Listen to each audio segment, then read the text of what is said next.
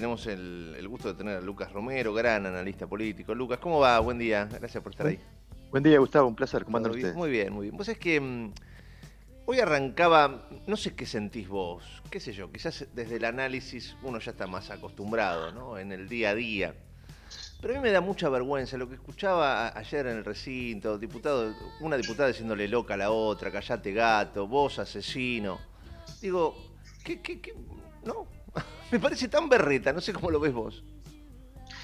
Sí, a ver, hay un rasgo que parece bastante distintivo de época, que es la degradación del debate público, ¿no? Totalmente, La calidad del debate totalmente. público se ha degradado, eh, no solo en las formas en las que los actores se comunican, podría ser un aspecto más formal, sino también en la falta de respeto, en la falta Totalmente. de reconocimiento del derecho del otro, de pensar distinto, de proponer una visión distinta, una postura distinta. Y eso se ha visto muy marcado también cuando uno mira el recinto de la Cámara de Diputados, en donde, digamos, uno podría señalar allí está el debate formal de la política, ¿no? Lógico, uno espera otra Eh, cosa, ¿no? Uno espera otra Y lo noto en altura. todo, no es que estoy apuntando hacia un sector, me parece que se ha degradado en general. Sí, ¿No? sí, sí. Bueno, acá viene uno de los puntos críticos sobre el sistema electoral de lista cerrada.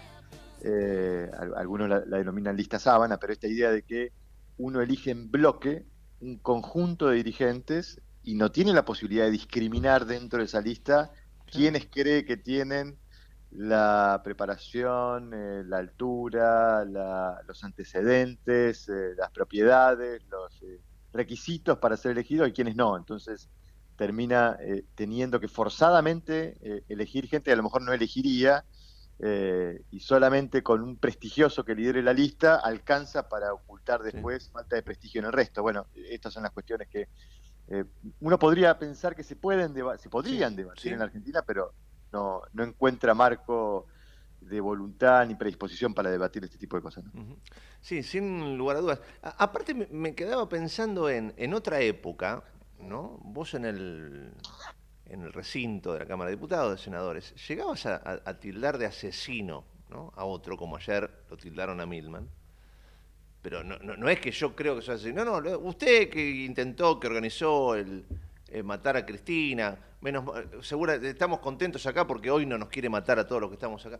Eso era, primero era duelo, ¿no? Mínimo. Era duelo en plaza pública. Pero sin llegar a eso, era una causa judicial. O sea, bueno, podés tratar de asesino a otro diputado como si nada pasara. No es una Sí, cancha de fútbol, no es la tribuna de excursionistas esto.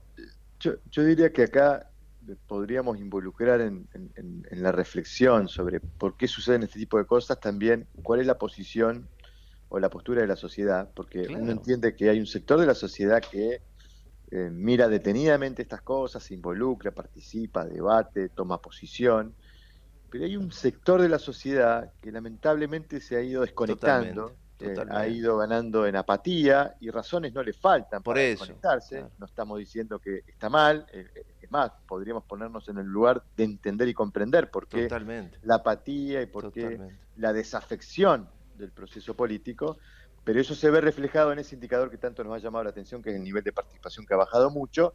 Pero, ¿por qué lo digo? Bueno, porque una sociedad que se retira, que no audita, que no oculta, que no monitorea, que no le exige a su dirigencia determinadas formas y comportamientos, bueno, eso amplía los márgenes para que este tipo de desviaciones ocurran, ¿no? Porque una sociedad que está mirando y cuestionando y castigando ese tipo de comportamientos produciría una conducta distinta de la dirigencia, ¿no? Ujú. Entonces, se retroalimenta, ¿no? Dirigencia que no le da resultados a la gente se desafecta y eso permite que se deteriore más la calidad de la dirigencia. Es un círculo vicioso. Sin duda. Lucas, otro tema que me preocupa del debate, ahora ya yendo al meollo de la cuestión, ¿no? Ayer se trataba el tema de jubilados, que lógicamente todos entendemos, cobran muy mal desde hace muchísimo tiempo, no desde ahora, ¿no? El tema del Garrahan me parece atendible, el tema de los discapacitados, todo eso es atendible. Ahora, cuando se reúne el Congreso, las distintas cámaras, ¿están para levantar la mano y decir, bueno, aumento de tanto por ciento? ¿O además los legisladores están obligados a decirnos de dónde se sacan los fondos. Porque solamente levantar la mano y decir, apruébese un aumento del 10%, es como Sí, parece, suena fácil. Digo, decime de dónde se saca la guita. yo acá tendería a no concentrar la mirada en ver buenos y malos o santos y No, pecadores. no, Me no, no, parece que no, lo mío es acá... técnico, te No, pregunto. pero a eso voy porque quiero aportar un encuadre Sí. más integral del asunto. Nosotros tenemos en Argentina un sistema político que asume su forma republicana, es decir, que el poder está dividido, hay un ejecutivo que lidera el poder ejecutivo, que es el que ejecuta la administración del Estado. Hay un poder legislativo que legisla y define los criterios de gasto, y obviamente que define también los criterios de ingresos, define los impuestos. Por eso el Congreso tiene la facultad de aprobar los presupuestos, que son ejecutados por el Poder Ejecutivo Nacional. Y después está el Poder Judicial, ¿no? Que es el que vela por el cumplimiento de las leyes.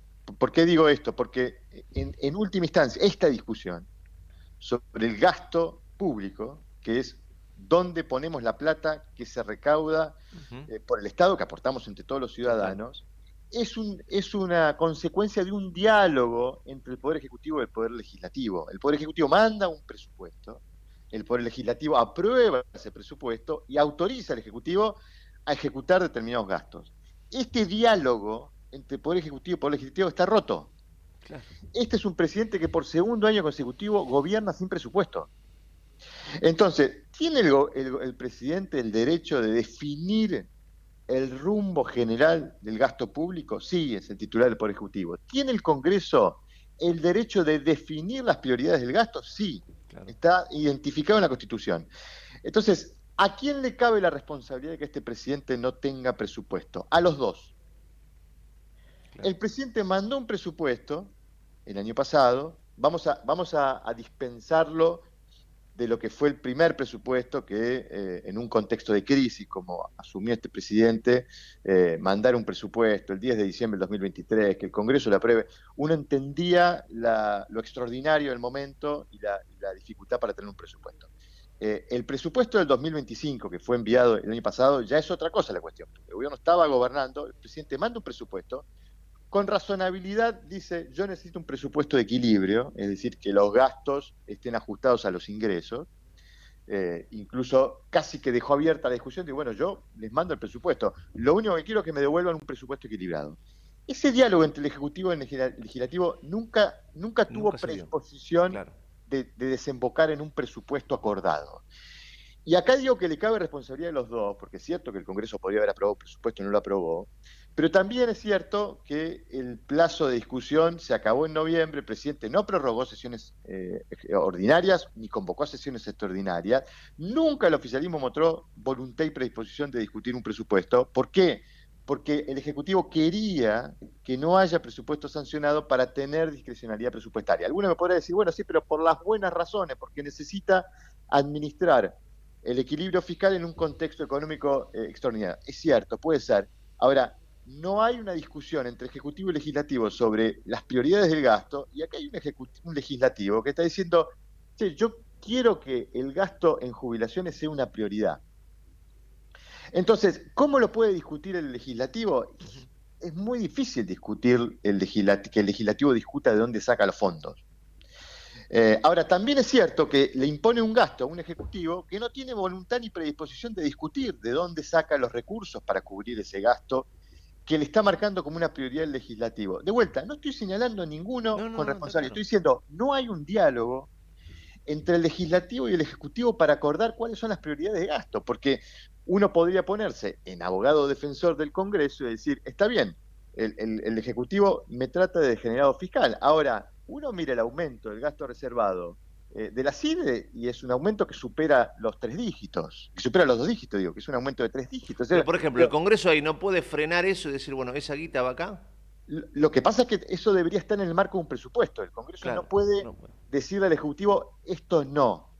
Puede en todo caso sancionar una ley en donde se define determinada cuestión. De hecho, el Congreso le vetó al Ejecutivo un decreto de necesidad de urgencia el año pasado, una cosa inédita. Fue el primer decreto de necesidad de urgencia vetado o sea, rechazado por el Congreso desde que tenemos la legislación que vela por el uso de las facultades extraordinarias del Poder Ejecutivo de legislar, que fue cuando se rechazó el decreto de la CIDE que destinaba 100.000 millones de pesos para gastos reservados para la CIDE.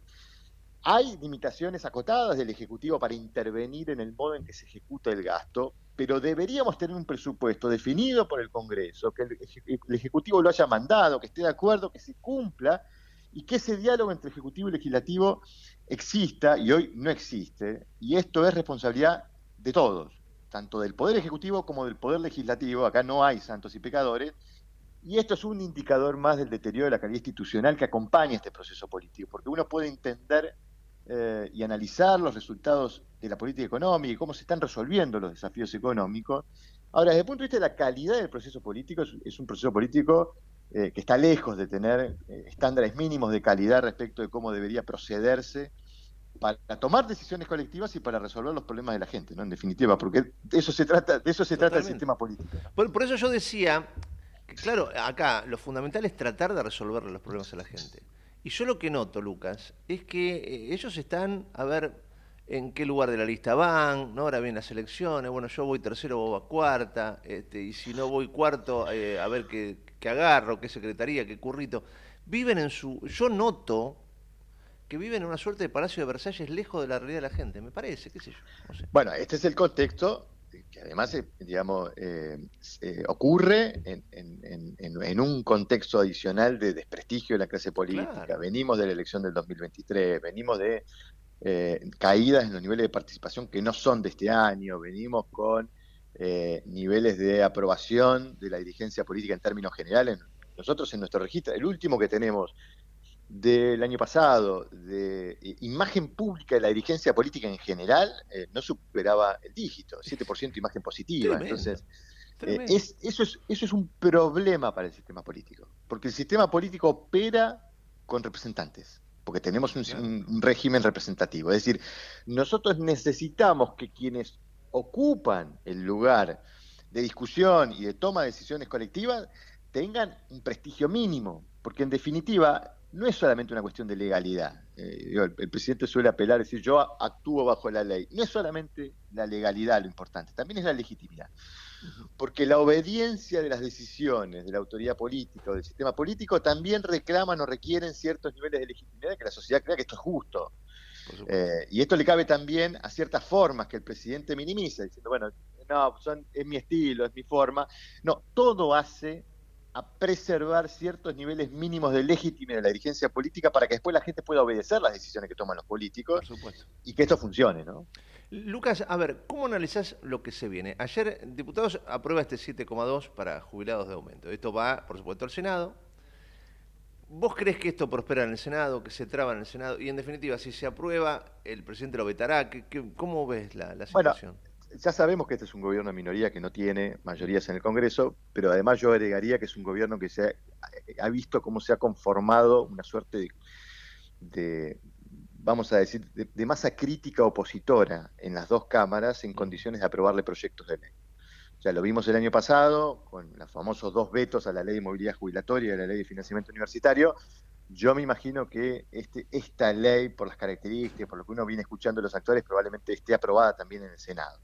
Con lo cual el presidente deberá vetar, tal cual lo anunció el propio presidente y hoy el jefe de gabinete, y después habrá que ver si el Congreso puede insistir con 2/3 de los apoyos. Señalo esto porque la votación de ayer contó con 2/3. Si uno ve el modo en que finalmente terminó votándose, por ejemplo, el aumento jubilatorio, es una ley que tiene más de 2/3 de los votos. Hay que ver qué pasa en el Senado, si efectivamente en el Senado se da una circunstancia similar, y después habrá que ver, porque es cierto, esto también, y lo vimos el año pasado las leyes que fueron vetadas por el presidente también habían sido aprobadas por amplia mayoría, casi 2/3, en el caso del financiamiento universitario y con 2/3 la ley de movilidad. Pero después cuando volvió la insistencia hubo diputados que cambiaron su voto. ¿Por qué? Bueno, porque en algún punto también se da esta circunstancia de que todos buscan la instancia de negociación, es decir, el punto en donde la decisión pasa a ser una decisión que genera consecuencias. Sancionar una ley hoy no genera consecuencias porque el presidente está diciendo que la va a vetar, con lo cual cualquier diputado puede, digamos, sentirse libre de responsabilidad de las consecuencias que genera aprobar una ley de esta característica, porque después el presidente la veta.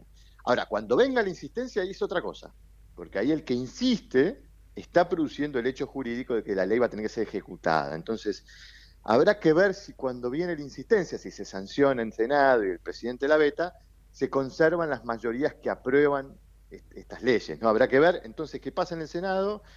Eh, Todo esto va a ocurrir seguramente más cerca del proceso electoral, en donde las condiciones para el diálogo político se deterioran, porque los actores empiezan a adoptar una mecánica más competitiva. Entonces ya no es solamente la cuestión de pensar las soluciones, sino cómo le puedo producir un daño al oficialismo con quien estoy compitiendo y necesito que le vaya mal para que a mí me vaya bien. Son las dinámicas que entorpecen el proceso político en tiempos electorales. Por eso hay algunos que discuten si no tenemos demasiadas elecciones en el medio, ¿no? Si no podríamos Totalmente, simplificar y claro, decir votar cada 4 años claro, para que los políticos puedan dialogar y no claro, competir. claro. Lucas, como siempre, un placer charlar contigo y que nos ayudes a pensar un poquito dónde estamos parados. Te mandamos un No, abrazo. por favor, un Gracias, abrazo, un querido. placer. Lucas Romero, analista político.